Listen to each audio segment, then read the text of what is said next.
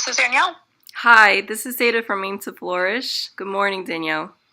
Hi, how are you? Hold on, I've got a little bit of Good. feedback right now. Hold on, let me just... No worries. Okay. How's that? Can you hear me? Yes, perfect. Can you hear me? Yeah.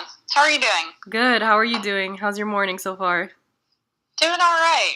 That's great. It's really nice to have a 3-day weekend. I don't know if you had off yesterday, but Yeah, I was also just like, had off. wow, this is what it feels like to have relaxation, also get things done and prepare for the week. So it's nice. Oh, I'm glad to hear that.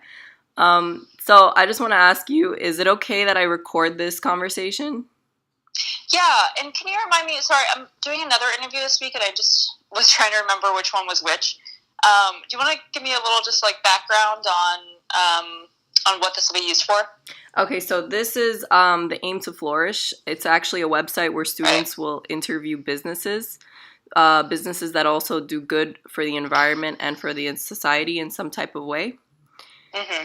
So we're just basically contacting companies that have innovations, like I said, that benefit society and the environment, like your company, of course. Right. Okay. Okay. So I have some general questions that I'm going to ask you. I read a lot about what you do in your company, obviously from your website, but of course no one can tell us better than you. So what exactly is your innovation and kind of where did that inspiration to create it come from? Okay. I founded a design studio in Brooklyn about a little over 7.5 years ago.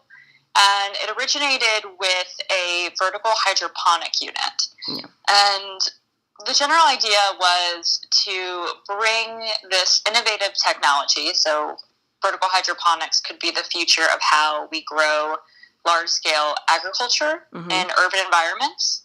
So it was taking this larger concept and really just scaling it down, repackaging it into this more appealing aesthetic that made the technology accessible. So you could bring this unit into your home and grow anything from herbs to houseplants to fruiting plants within your home and be using hydroponic technology. So really creating that relationship between user and technology, and that other like bigger picture idea of this is what a more holistic approach to design and lifestyle looks like. That's awesome. So go ahead. Sorry to cut you off. So who was involved in the creation? Like, was it just you or was it someone else also involved? Yeah, it was just me. So originally, that was kind of my first launch into design. I'd been working, I'd moved to New York City, I changed careers, moved to New York City, and had taken an internship to kind of break into product design a little bit better. So that was one of my first designs after graduate school, and won an award and decided that we should produce it. So ended up producing it, the first 2 prototypes, showed it during New York City Design Week in Manhattan, and then also showed it in the world's largest furniture fair, Isoloni in Milan. Wow. Yeah. So it really kind of started from there. It started from an idea, and then the fabrication came next, and then revisions, and we've since then revised it once again to include much more sustainable parts and fabrication processes. So that was kind of the beginning. And then we started to, mainly me. So I had come across this amazing living material, which at the time wasn't very common. So it was Ecovative's mushroom mycelium material. And originally they were using it in the packaging industry as a sustainable replacement for styrofoam. Yeah. And I thought it was fantastic. I loved the process. I loved the idea. I loved the living organism. I loved the sustainability aspect of it and looking at the full life cycle of a product. Mm-hmm. So I ordered samples, and that was kind of the beginning of designing a lighting collection around the use of this material. And that was over 5 years ago, really before mycelium as an entity, as a word, as an organism was really, becoming known in design schools and education programs. And so we were kind of one of the first companies that began working with it outside of, biomaterials companies. So over the last 5 years, we've developed a lighting collection. We have a grow lab here in Brooklyn, New York, and grow all the lampshades locally. Yeah, I saw some of your projects, the one at the Hotel 1, I believe. Yeah, the one hotel, yep. Yeah, that was so beautiful. I saw the pictures online. So, yes, that was a fantastic project. And we actually grew 130 lampshades for that project publicly. So how long does it actually take to grow a lampshade? Sorry? How long does it take to grow one? So depending on the size, it takes between about 7 and 10 days. Wow, that's actually pretty fast. Yeah. Yep. So was there kind of like a mission and a motivation when you started? I know you touched on it a little bit, but... the core ethos was always about creating sustainable solutions. Yeah. And a lot of it, we think of technology very as mechanical. And it started out with that with the hydroponics, but really moved into the, how innovative living organisms are and how nature is. Nature is the source of all innovation.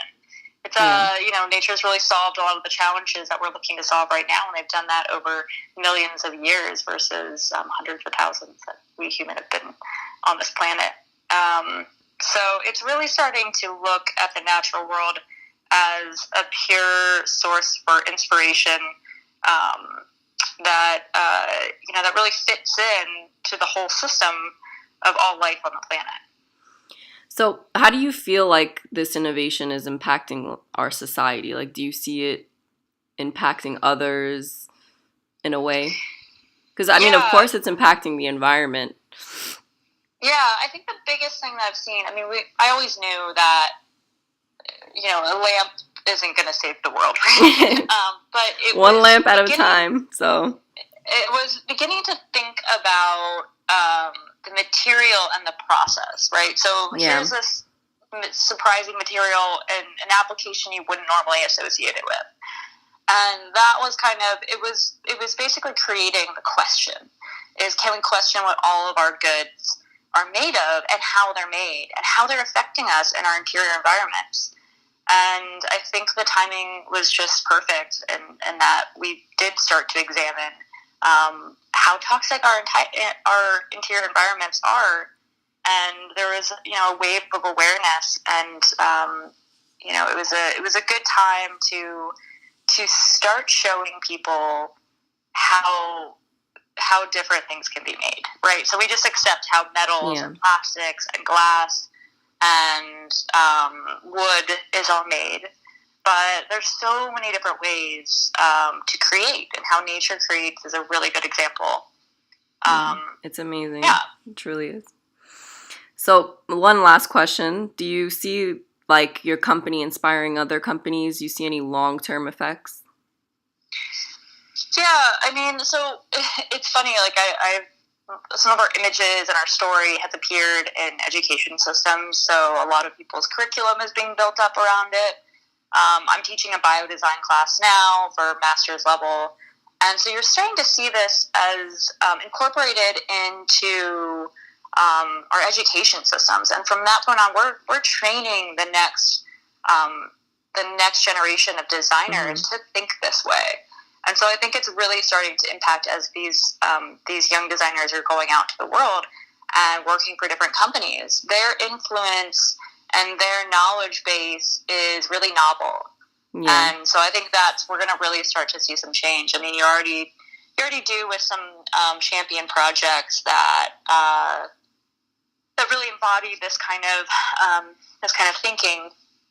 But we're still at a slow adoption level, I'd say. Like, this is very, it's an emerging field, it's an emerging practice, and to shift industry, there's still a lot of risk aversion. Yeah. And a certain kind of valuation system that is trickled down from our economic models. So when all this kind of shifts together, I think you'll really start to see, biofabrication, biodesign, more holistic approaches to design and living, biomimicry really start to take the front seat.